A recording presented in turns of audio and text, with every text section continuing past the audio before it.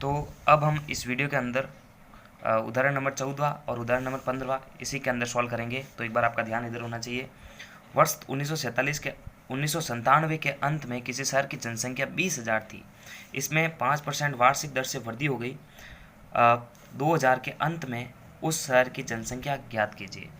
तो देखिए यहाँ पर आपको कभी भी ध्यान में रखना है एक चीज़ कि जब वार्षिक जैसा शब्द आ जाता है, वार्षिक जैसा शब्द आ जाता है तो हमेशा वहाँ पर चक्रवर्ती ब्याज से जो चीज़ें रिलेटेड है वही चीज़ का यूज करेंगे। तो हमेशा ध्यान रखिए, क्वेश्चन के अंदर अगर वार्षिक शब्द दे दिया तो वहाँ पर आपको दिमाग लगाना पड़ेगा। वार्षिक शब्द आपने देख लिया तो चक्रवर्ती ब्याज से रिलेटेड चीज़ आपसे पूछी जा रही है। लेकिन क्या इस क्वेश्चन के अंदर लास्ट के अंदर चक्रवर्ती ब्याज पूछ रहा है? बिल्कुल नहीं पूछ रहा है। तो यहाँ पर जब हम एक चक्रवर्ती ब्याज पढ़ते हैं, एक चीज़ के लिए समझ लीजिए आप, चक्रवर्ती ब्याज हम जब पढ़ते हैं तो ए माइनस पी इसका सूत्र आता है कि मिश्र धन माइनस मूलधन। तो यहाँ पर चक्रवर्ती ब्याज आपसे नहीं पूछ रहा है, मूलधन तो हमारे पास में है ही है।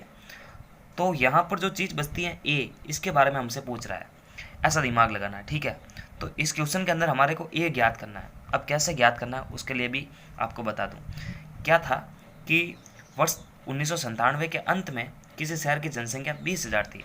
अब 5% वार्षिक दर से वृद्धि हो रही है, यानी अगले साल और 5% दर, अगले साल और 5% वृद्धि, अगले साल और 5% वृद्धि।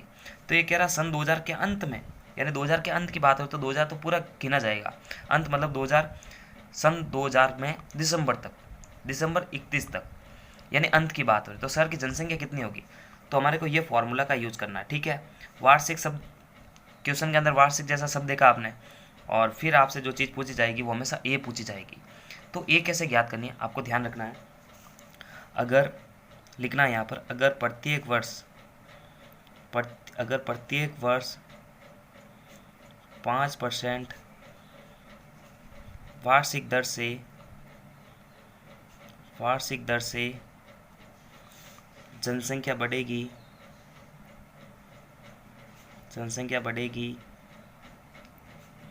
तो 2000 के अंत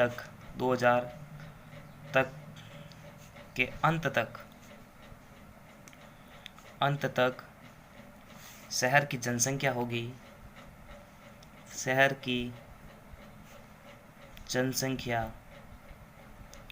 होगी तो कितनी होगी? इसके लिए हम वही टॉपिक लगा रहे हैं। सबसे पहले हम यहाँ पर लिख देते हैं पी को हम मूलधन मान रहे हैं, यानी जो 20,000 जनसंख्या ना, इसको मूलधन मान रहे हैं, मूलधन जनसंख्या को मानते हैं, मूलधन जनसंख्या, ठीक है। जो जनसंख्या कब की थी? 1997 के अंत की थी, ठीक है। तो इसको हम मूलधन मान रहे हैं, तो वो 20,000 थी, 20,000 मूलधन मान रहे हैं। अब परसेंटेज दे रखा है तो उसको आर मानते हैं, 5%। तो अब लेकिन अब समय भी तो लेना पड़ेगा क्योंकि सूत्र के अंदर समय भी लगता है। तो समय कितना है वापस एक बार ध्यान देते हैं। समय देखिए 1997 से लगाकर 2000 तक के अंत तक। तो यहाँ पर देखिए आप कितने साल हो रहे हैं, 97 से 98 तक, 98 से 99 तक, और 99 से 2000 तक। तो कितने वर्ष हो रहे हैं? पहला वर्ष, दूसरा वर्ष और तीसरा वर्ष, यानी 3 साल का वार्षिक दर से हमारे को ये निकालना है, यानी लास्ट तक की जनसंख्या निकालनी है। तो समय कितना हो जाएगा? 3 वर्ष का हो जाएगा, 3 साल तक का इसमें जो है, यानी 3 साल लगातार 5% की वृद्धि हो रही है जनसंख्या के अंदर, ठीक है। तो अब जो है, तो अब ए यानी 20, ए को क्या मान रहे? 2000, सन 2000 के अंत तक की जनसंख्या, के अंत तक की जनसंख्या। तो ए का फॉर्मूला क्या होता है? P1 + R/100 की घात n, ठीक है। इसको यहाँ पर सॉल्व कर लेंगे।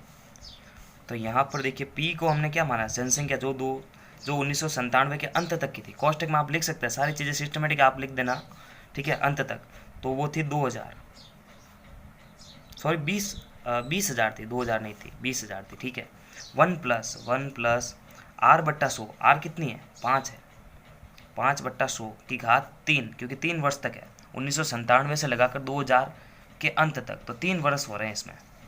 अब देखिए मैं इसको यहाँ पर सॉल्व करूँगा क्योंकि यहाँ पर थोड़ी सी जगह की कमी हो रही है। तो यहाँ पर देखिए कैसे सॉल्व करेंगे, 20,000 का तो बाहर ही रहेगा 20,000। और अब देख इसको सॉल्व करेंगे ना, तो देखो इसको इससे गुणा कर दो, इसको इससे गुणा कर दो, और इन दोनों को एक दूसरे से गुणा करेंगे तो ऊपर क्या आएगा 100 + 5, 105/100, 105/100। ठीक है, इसको सॉल्व करके देखना, 3 घात है तो इसको सॉल्व करेंगे 20,000। अब 105/100 को 3 बार लिखना है, 105/100, और इसको भी 105/100 3 बार लिखना है। अब देखिए मैं 105/100 को जो है काटूंगा 21/20 के साथ में, यानी अगर आप 105/100 को काटेंगे तो 21/20 ही आएगा तीनों का, 21/20, 21/20, 21/20। ठीक है, और जब आप इस पूरी वैल्यू को सॉल्व करेंगे गुणा भाग करके तो आपका रिजल्ट क्या आएगा, वो रिजल्ट आएगा 23,152.5, 23,152.5। यानी ये जनसंख्या रहने वाली है वर्ष 2000 के अंत तक। ठीक है, इस तरह से ये क्वेश्चन हैंडल होता है। एक दो बार इसको रिपीट करना, ये समझ में आएगा। बहुत ही सिंपल था। अगर देखिए 5% की वार्षिक दर से जनसंख्या बढ़ेगी तो 2000 के अंत तक शहर की जनसंख्या होगी, तो हम पी मूलधन किसको मान रहे हैं, जनसंख्या को मान रहे हैं। जो 1997 के अंत तक की जो जनसंख्या थी उनको माना हमने पी यानी मूलधन, और रेट दे रखा है परसेंटेज, और समय कितना था कि इन 3 साल के अंतराल में, यानी 97 से लेकर 98 तक 1 बरस, 98 से 99 तक 2 बरस, और 99 से 2000 तक अंत तक की बात हो तो तीनों काउंट होंगे। ठीक है, तो 3 वर्ष हमारे पास में टाइम हो गया। फिर ए का सूत्र लगा के सॉल्व कर दिया। और ये कब करते हैं, जब क्वेश्चन के अंदर वार्षिक जैसा शब्द लिखा है तो वहाँ पर हमेशा ए ज्ञात करना पड़ता है। लेकिन कभी कभी क्वेश्चन के अंदर चक्रवृद्धि ब्याज पूछ लेता है तो वहाँ पर तो मिश्रधन माइनस मूलधन करना पड़ता है, लेकिन यहाँ पर नहीं पूछा इसने सिंपली बोला वार्षिक दर से। ठीक है, तो वहाँ पर ए हमारे को ज्ञात करना है। इस तरह से सिस्टमेटिक लिखना आना चाहिए, फिर सॉल्व करना आना चाहिए। ठीक है, इसको सॉल्व करेंगे ना, हालांकि ये किताब से ही उदाहरण है। ठीक है, इसको सॉल्व करना आपको आना चाहिए। अब ये उदाहरण 15वां थोड़ा सा अलग है, इसको 2 विधि से कर सकते हैं, लेकिन एक विधि से, सिंपल विधि से मैं करूँगा। तो यहाँ पर देखिए इसको ऐसे समझना आपको किस तरह से, इसके अंदर कोई वार्षिक वगैरह वगैरह कोई शब्द दे ही नहीं रखा है, तो हम कोई ए वाला सूत्र वगैरह नहीं लगाएंगे। इसके अंदर हम जो अपने हिसाब से सूत्र लगाएंगे, एक देखो एक टीवी का जो मूल्य था, एक टीवी का प्रारंभिक मूल्य ये रहा। ठीक है, 21,000। अब 1 वर्ष के बाद में, यानी पहले मूल्य था, यानी हम टीवी खरीदने गए, पहले मूल्य उसने बताया दुकानदार ने कि 21,000 रुपये है। फिर 1 वर्ष बाद गए, 1 वर्ष पश्चात का मतलब बाद, 1 वर्ष पश्चात जब हम इसके पास में गए तो इसने कहा कि 5% अवमूल्यन हो गया है। यानी 5% अवमूल्यन का मतलब होता है कमी हो गई है, अवमूल्यन। यानी जब हम पहले खरीदने गए 1 वर्ष पहले तो 21,000 उसने बताया था।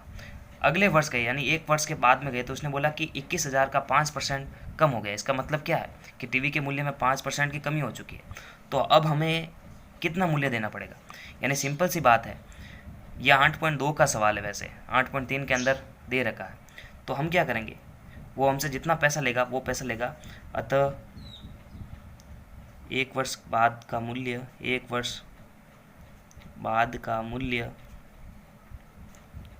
मूल्य कितना होगा कि पहले जो मूल्य था प्रारंभिक मूल्य में से प्रारंभिक मूल्य का ही 5% घटाना है। प्रारंभिक मूल्य में से ही प्रारंभिक मूल्य का 5%, यानी इस पहले जो प्राइस थी इस प्राइस का ही 5% घटा के दे दो, ये प्राइस होगा। ठीक है, तो इसका 5% घटाएंगे तो 21,000 माइनस 21,000 का 5%, 5/100 हो जाएगा। ये इसको इससे काट देंगे, फिर इन दोनों को सॉल्व करेंगे तो 21,000 माइनस, अब 210 × 5 करेंगे अपन तो हमारा जो रिजल्ट आएगा वो आएगा 1050। और जब आप 21,000 में से 1050 निकालेंगे तो 19,950 आ जाएगा। 19,950 रुपये जो है इसका 1 वर्ष के बाद में रेट आ जाएगा। तो नमस्कार, थैंक्स फॉर वॉचिंग। 1-2 बार इसको रिपीट करिए तब आपको समझ में आएगा ज़्यादा। तब तक के लिए लाइक, सब्सक्राइब और शेयर करें। और पूरे चैप्टर की प्लेलिस्ट की लिंक आपको वीडियो के डिस्क्रिप्शन बॉक्स में मिलेगी।